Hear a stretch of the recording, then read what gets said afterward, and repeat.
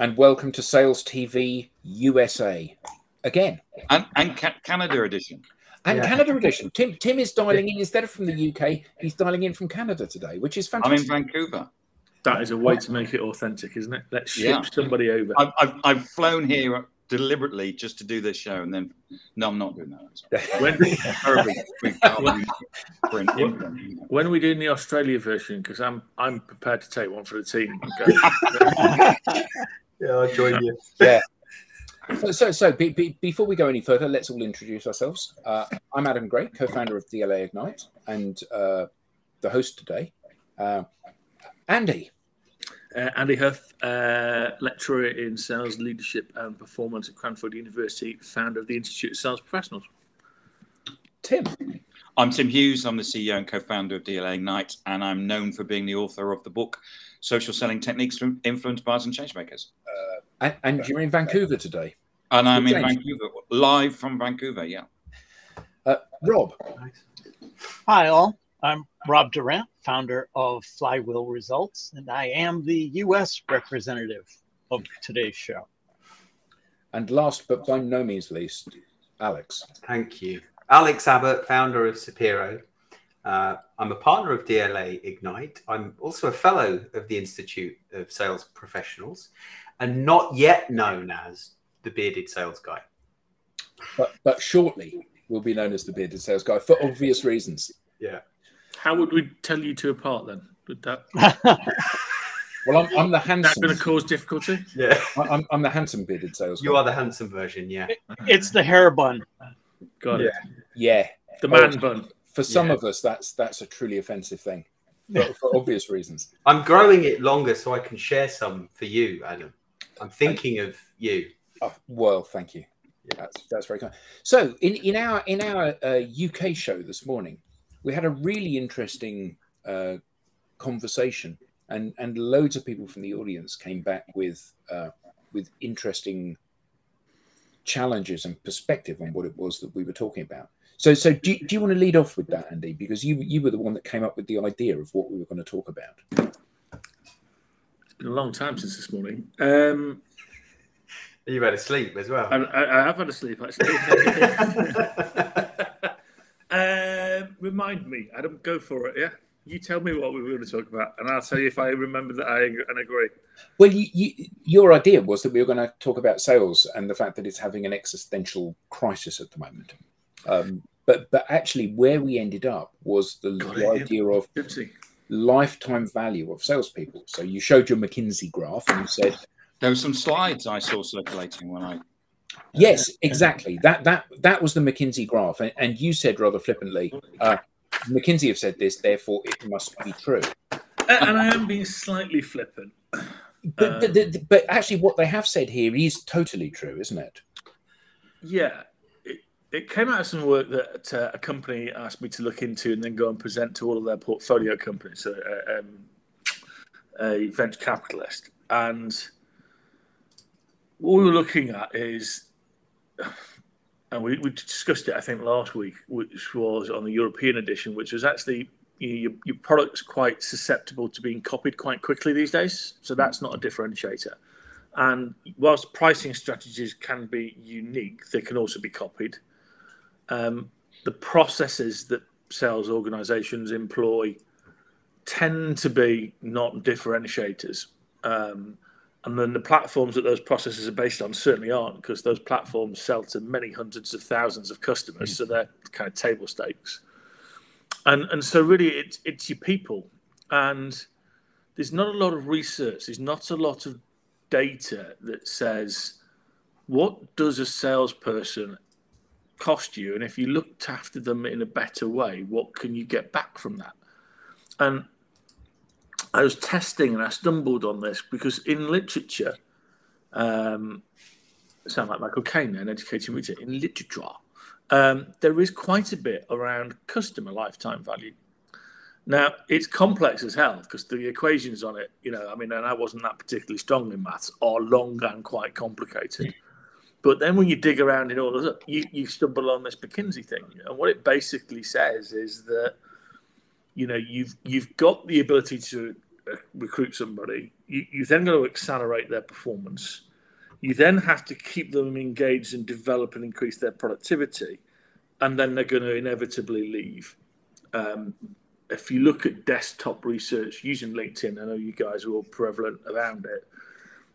It tends to show that most frontline salespeople will leave an organization. Most people who progress through management will stay. So that they're 10 years longer.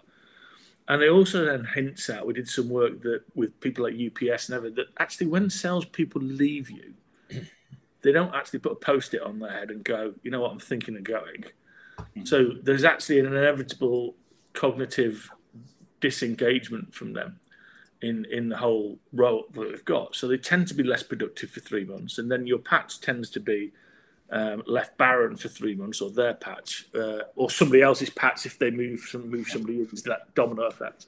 And then obviously, again, you've got to engage somebody and accelerate their productivity. So it's about 9 months of lost revenue that goes into the minimal, yes. Yeah, there you go. Oh, yeah. And actually what they're saying is, if you could actually review people and help understand their capability as you recruited them, or even lined them up as potential candidates, then you create an individualistic experience of self-development for those people. Because it doesn't say that these are all brand new people to sell. Some of these people might have been selling for 15 years. You can possibly accelerate their usefulness to you as an organization quicker. But then how do you increase their productivity? And this is where the ISP is looking at this. It's not just about training them, because we all know I hate the word. The reality about it is, how do you look after their well-being?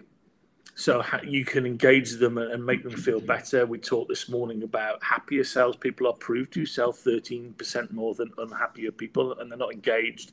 Happier and more engaged people actually engage their customers better, and there's a one-to-one correlation in that, and there's a one-to-one correlation in revenue improvement.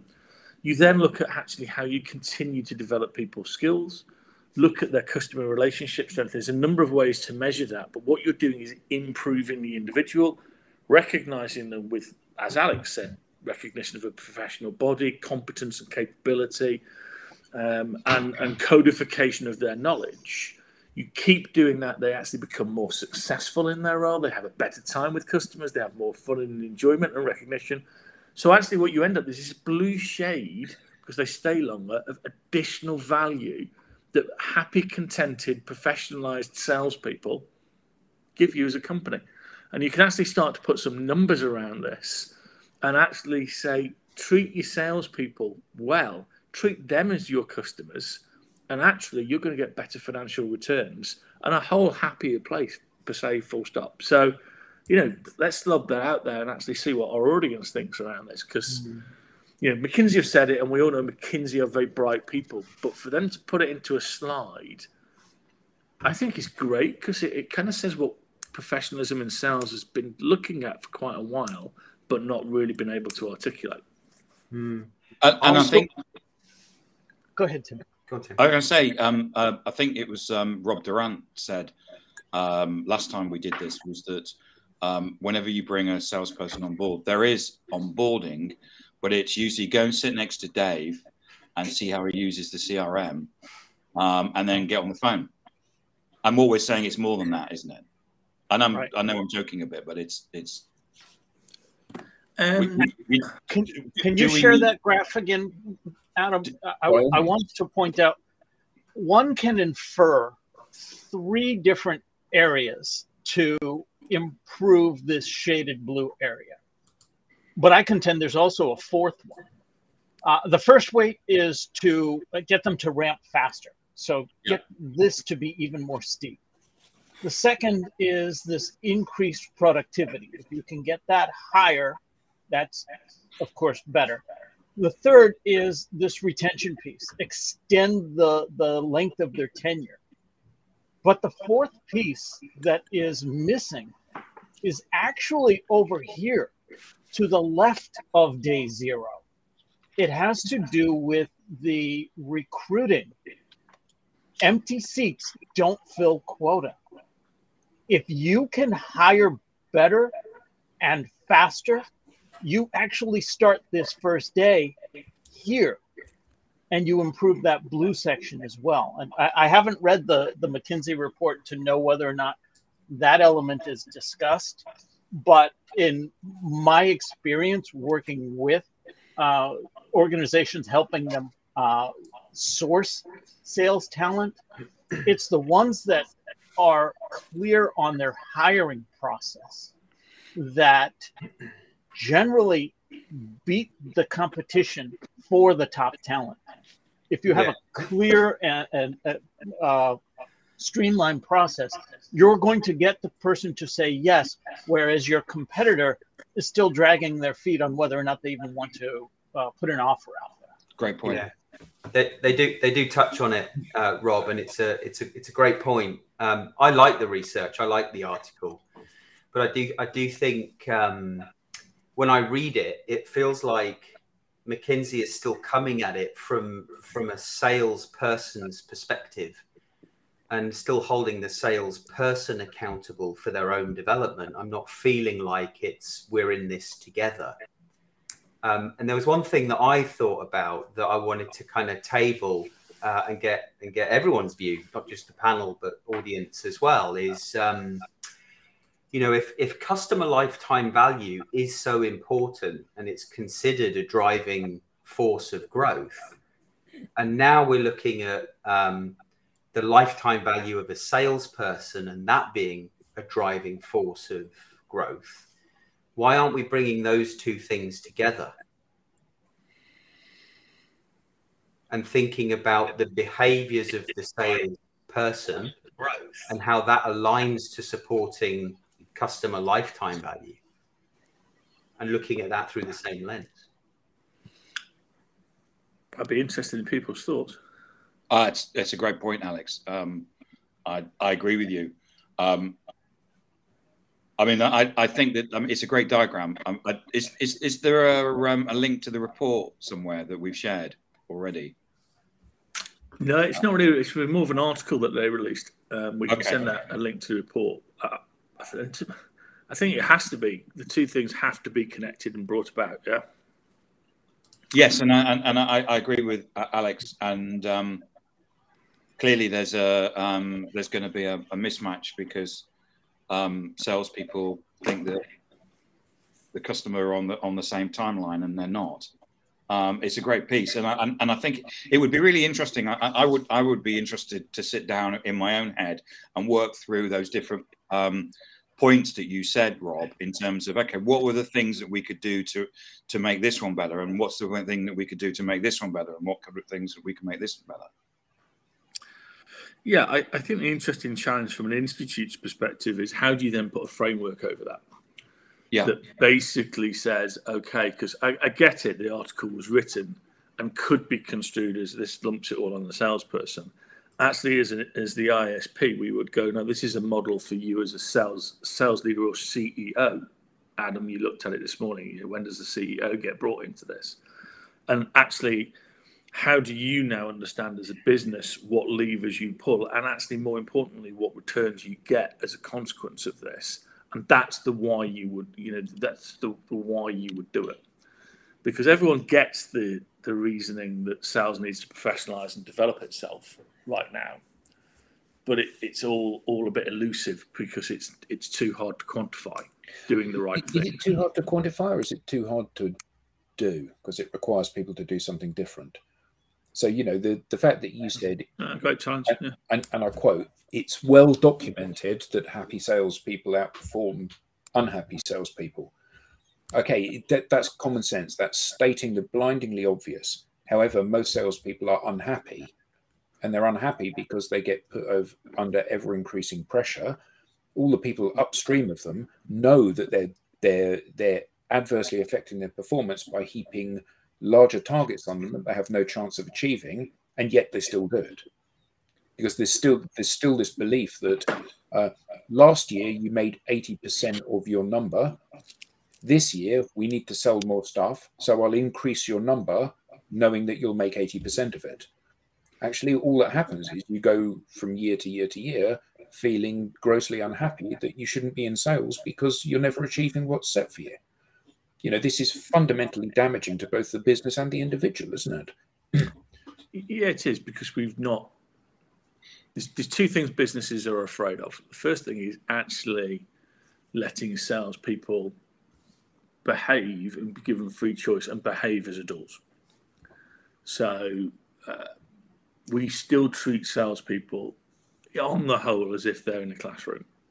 Yes. Because we train them, and we do that because we have comfort that it's the easiest thing to control and do. And it's not, when I say control, I wouldn't say basically it's the big stick. I think people just fear that it's immeasurable and becomes this great big unwieldy thing. If you've got 10,000 salespeople, I mean, you guys worked at Oracle, yeah? Oracle's a huge sales force. If you say to Oracle Salesforce, tell you what, we're going to employ this concept called self-directed learning, and you take ownership of your own development. So you think about the soft skills, take all the product crap out of it and park that somewhere else, and the process crap about how you go follow the pricing principles and all that. But if you think about how you think about your social selling skills and capability, and if you think about your stakeholder management capability, and if you think about your trust and relationship management capability, think about these things in a competency stack. And where do you think your deficiencies are? Where would you like to focus?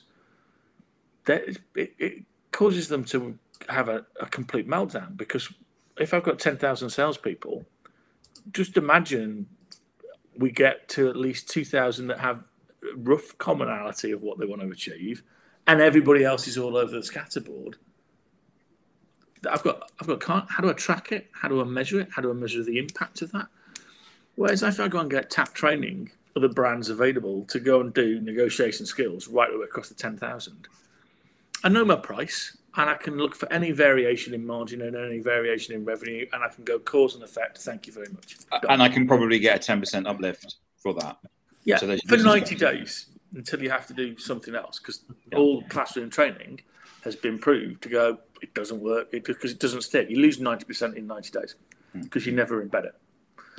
And so that's the big shift, Adam. The big shift is treat people as adults, but have a system in place that allows you to track what the hell's going on. And organizations have done this.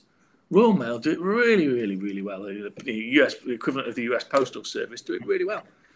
They can track individual learning with the Institute's help, shameless plug, but they do 6,500 hours plus of individualistic learning per year, and they can track it and bring it back to sales manager, so they can look at the culture of the sales management team, and then they can actually track it to performance, and it works. But it's just scary, isn't it, that we might actually have to trust salespeople and trust their learning and trust their judgment. Yeah, what was really funny was when you said about you worked at Oracle, and this is what we have to do about empowering these people. To Tim's face when he was trying not to laugh at that. No, but that's true, isn't it? It's not a criticism of them. It's the nature of large sales forces. Is that I think you said this morning when we were on a tangential conversation to this, that you invite 100,000 people to go and set their own learning objectives and their own learning pathways, and what you've got is anarchy in a business. And even though what you're hoping is that I will pick up the ball and run with it, and I realize that I need development in certain areas, and that's where I'm going to focus my learning efforts, actually most organizations, particularly established organizations, run a culture of control, don't they?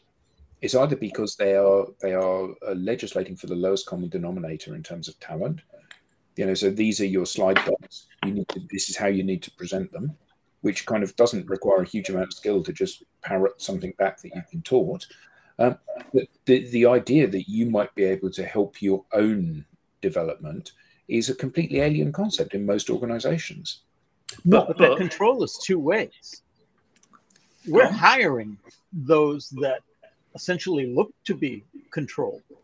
So when you talk about a sales force of 10,000 and self-directed learning, if you get 2,000 picking up on it, I would consider that a tremendous success. unless that's part of the culture of the organization. The norm here is we expect you to put in 150 hours of learning each year. What that learning is, we don't know. We hardly care. We'll pay for it, but we're measuring it. But that's not the expectation. Most people are hired into an organization and expect to be told what to do. Yeah. And unless the organization is built around, well, we're going to provide you direction, but not dictation. But what's fascinating what's fascinating about this, Rob, and you're in the US, and the US have a plethora of college, university sales programs, yeah. And I applaud that, because the rest of the world is miles behind that, and we need to follow up on that. So that's brilliant. But to that point, how can we be taking students who are learning by themselves and owning their own learning? There must be, 5,000–6,000 salespeople coming out of these university programs each year, if not more.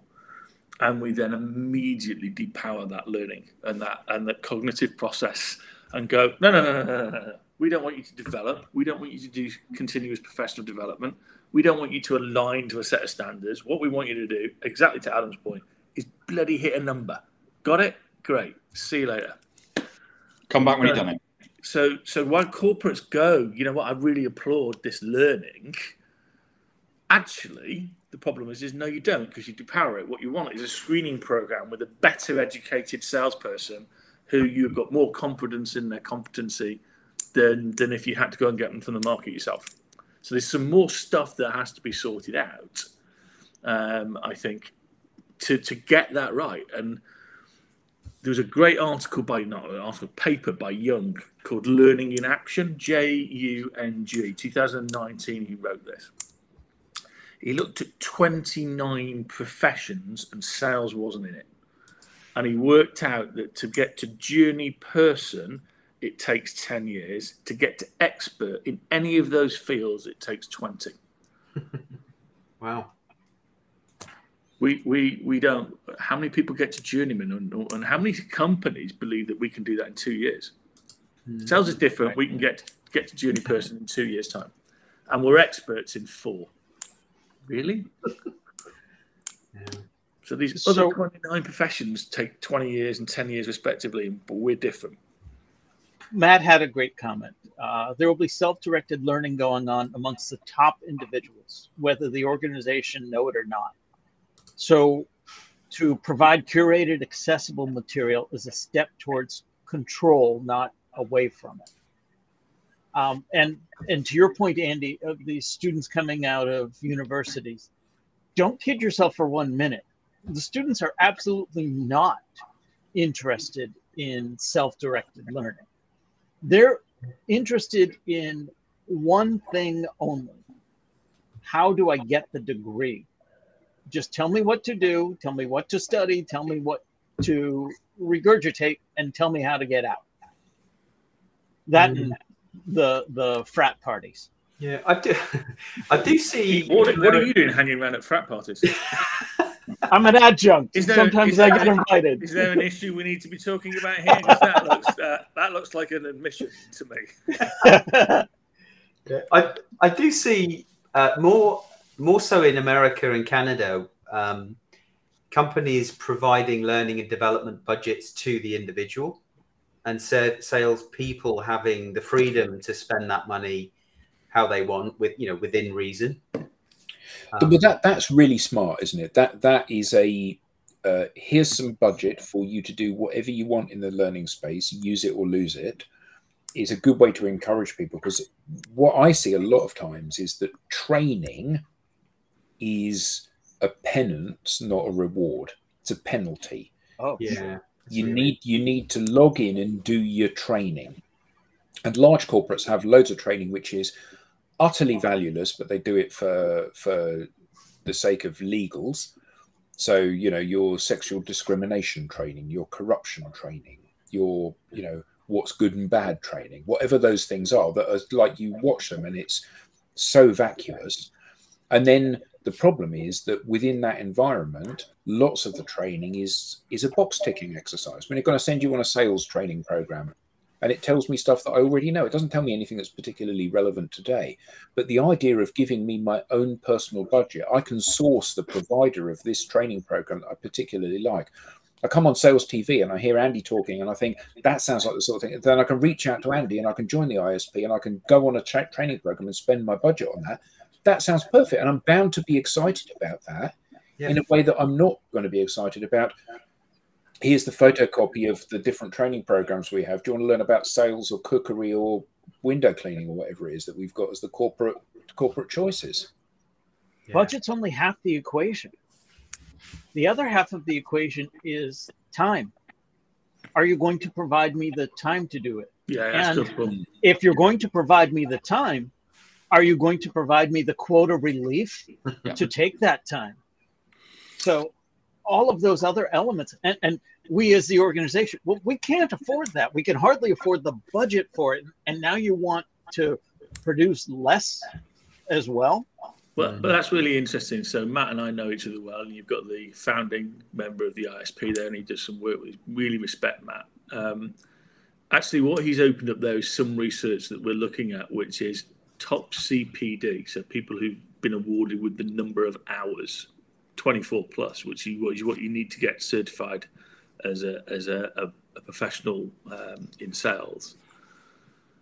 Actually, they tend to be, and you're going to be careful about the definition of the word performance, but they tend to be the top performers in their organization. So there is a correlation between, as Matt put it in his there, correlation between top performers and learning, and it's going on. Actually, what's not happening and what the Institute's trying to do is, and we aim to do it in the US, is actually codify that. So actually say, you know what, you've done 24 hours, whatever those 24 hours are, we've tracked it. Even if you've done 48, that's absolutely brilliant, and that's great. What's really stumping is causation. So we can prove correlation, but you can't prove causation. And actually, to your point, Alex, around well-being, there's a potential that actually if we interviewed those people, so you do your quants first and prove out the correlation, and then you interview them, is fear may drive that. Because if I'm a top performer, I'm going to find out and do anything I can not to be a fall down that performance stat. So for those of you that are looking for correlations, there's a fantastic website that you may be familiar with called Spurious Correlations. And when you log into it, you see that there's an incredibly strong correlation between US spending on science, space and technology and suicides by hanging, strangulation and suffocation. And the two are almost identical in terms of, and there's a million different spurious correlations on here. But it's an interesting point. Were you feeling bored then? No, minute? No. As a host, you logged onto a completely different website. No, but my point is that the difference between correlation and causation is really interesting. And I remember Tim saying some years ago, we were in a conversation, and it was a flippant comment, and it was that all good salespeople seem to drive Porsches. So if you buy a Porsche, you're going to be a good salesman. And actually, it's about which end of the equation that you put this. And part of the challenge is that if you give somebody the freedom to learn the way they want to learn, there has to be a degree of guidance on this, doesn't there? Or does there? Is this about expanding your brain? And actually, it matters less about what you learn and merely the fact that you are learning because it opens those neural pathways. I think a bit of both. I think you need a bit of both, and I speak from experience there. Just touched on this morning about in 20 odd years of experience in sales, B2B sales, the company that I valued working for the most, not only respected their salespeople, but actually learned from the top performing salespeople and designed their approach around those top performers and brought everybody along. And so whilst there was, let's call it directed learning, we were taught like adults. We were brought together, we were given things to do that we could go off and practice ourselves, learn ourselves and practice ourselves. But equally, we had some structured learning that we had to follow.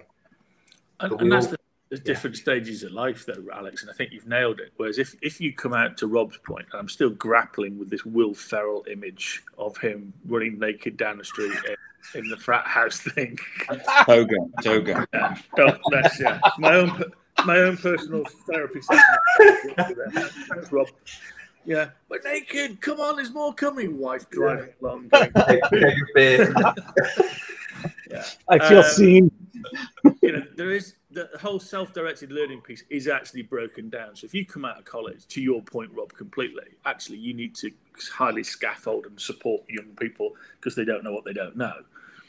But then you go into synergistic, and an example of that is if you've been selling for 6 or 7 years, how do you set freedom in framework? Here's 10 things we think are the competencies of a sales role.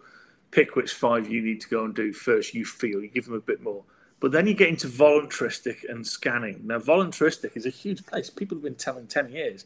And that's into stuff that we talked about in other sessions, which is how do you support the sales manager to be a true coach?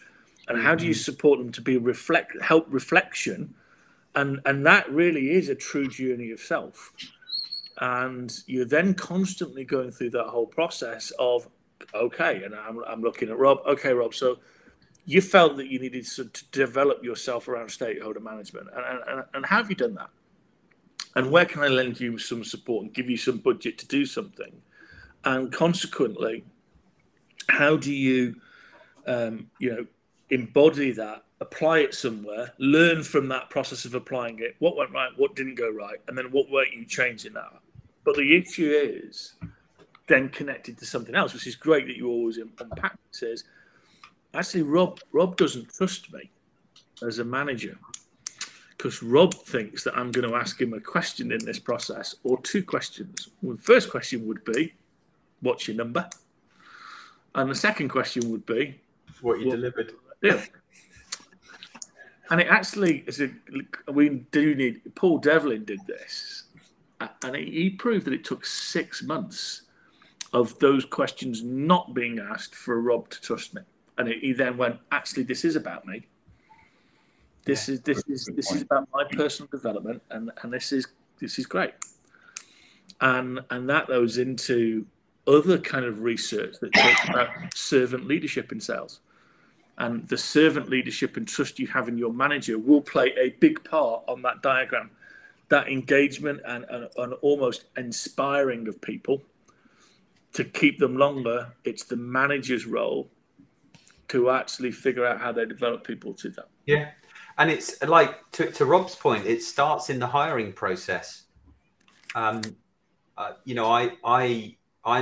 amazed often to hear about sales leaders hiring people without excitedly talking about the coaching and the onboarding that they're going to get, and the strength of the value proposition that they have, and how much support they're going to get to sell. I still hear, well, we're looking for a self-starter. They need to come in and get on the phones and develop their own pipeline and make it happen. Do you know why the hiring managers aren't excited about talking about the coaching? They don't know how. They don't do it. They were hired to make a number. They did that. They did that pretty well. So they got promoted into a role that has completely different skills necessary to be successful. And do you know what they get in terms of development of those skills? They tune into sales TV. That's really about it. If they've done self-directed learning, sure, but that's not the norm. That's not the expectation. Yeah, you're right. And I was at a conference in Holland, another one, and somebody on the panel asked, or somebody in the audience asked me a panel and goes, "What's your view on sales coaching?" And I went, "Define coaching." Because actually, when you properly get into it, there's a lot of different styles and types of coaching. And one end of it is complete transformational coaching. And if you're doing it around the individual, how prepared are you for someone to turn around and go, "You know what? This is a shit job and I don't want to do it. And I'm going." And therefore, we continually, Rob, to your point, hanker and go, sales coaching, let's read a book about sports. if the All Blacks can do it and we can apply the All Black methodology in our sales team, we are doing great coaching. And he go, no, or reading the Alex Ferguson book about how he managed Manchester United for the last 30 years. Great, nailed it. That's it. I mean, you know, he was well known for kicking the tea urn across the dressing room a lot of the time at half time, which I've never seen a sales manager do, thank the Lord. So, you know, we just completely misaligned to it. You're right. So we don't prepare people for that future role. And actually, back to the diagram, how engaging would it be if we said, you know what, you might not make manager in this, so we've only got so many management roles. But if we develop your skills to be a sales manager and coaching skills, and then we look instead and actually add this kind of really weird concept that you double up on the R of retention and actually call it release. And think about it as a dove. And you go, I've contributed to you being a better, more rounded, wonderful human being that you were in the sales context. But when you joined me, and you go with my full permission and good grace to that next role that will be outside. It might even be a competitor, but I feel so wowed and amazed that I've contributed to that next step in your life. So retention, yes, we can keep it longer, but eventual release. What an empowering thought that would be. That I'm prepared to develop people for the sales community somewhere else. But isn't the issue here that most people view these things, and we see this when we're coaching people with to be more effective on social media. You know, so often people view this as a journey with a destination. So I'm doing that when I'm building and coaching my team. You know, I've recruited people, I've onboarded the people, I've mentored and coached the people, and I've helped the people select their training. And now we're done. Now we can get on with the business of doing business. And actually, the idea that I've developed you and now you're going to leave and someone else is going to have to, I'm going to have to go through all that with that person as well. That's the issue here, isn't it? Like we see with social media, people see that developing their profile, developing their network, developing the skills that they need, they get to the end of it and they go, oh, I'm done now. Well, no, you're not done. This is like eating healthily or going to the gym. You know, it's not like you're going to go to the gym for 6 months. You're going to go to the gym 3 times a week, every week, forever, because that's what you need to do. And when you're developing your team, you know, there's the natural flow in and flow out of people as they outgrow you or you outgrow them, or they want something else, or they decide they're having a career break, or they're going to go off to maternity or paternity leave, or they're going to go traveling for a year and take a sabbatical, or they've been ill, or whatever it may be. They have to be replaced by somebody. So this idea of coaching and bringing people up and on board needs to be seen as your role as the manager is the journey, not the destination, isn't it? Well, because they're not thinking about the lifetime value of the salesperson. They're thinking, well, you're the head of sales, you got 18 months. You're coming in as a sales rep, you got 3 to 6 months to deliver the number. So, Andy, I love the idea of release, retain or release. The initial gut reaction I had to that was, where does the blue on the graph grow? We talked about the 4 elements. I don't see that making the first day, although an argument could be made for better hiring if you have a career path plan that you could share with candidates. Does it increase productivity? Does it expedite the ramp? Does it elongate the retention, even with the idea that they will eventually move on? Are they staying longer to be ripe to not only move on, but move up simultaneously? What are your thoughts around that? I think it's a great question. And so to clarify for viewers, the current situation is the solid blue line, which is at the bottom of the shaded blue. And what the argument from McKinsey and others are saying is actually, if you can get to the dotted line, Rob, that's your lever, and that's the additional value. So that the light blue shading is that additional value that you get. But to answer your question around, retaining people, everybody wants to be developed. Louis Kahn, the world famous architect, held up a brick once in a class and said, "What's this?" And people shout out, "It's a weapon. It's it's a brick. It's a doorstop and everything else." And he went, "Actually, Louis Kahn said even a brick wants to be something." And he put up these pictures of these wonderful spires and massive US cathedrals and various other things. And his argument was, if a brick, an inanimate object, wants to be something better than it is and be collective, then doesn't everything else above brick want to be? And that's true. I mean, and I love movies, and I think the human spirit is articulated in some of the things that we do look at as sales coaches. We talked before that, Marshall TV, We Are Marshall, The Rookie, all of those things, Invincible. Great American films that look at people who've gone that extra bit, found that extra inspiration, and performed far better. And you give them a shot, you give them that ability to grow and that nurture, in the full knowledge that they're going to go at some point. They'll continue to stay because you're investing in them, and who doesn't love having an investment in them? As you were saying people want to be developed, it reminded me.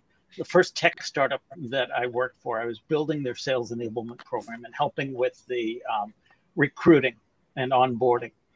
And we landed candidates above our weight class.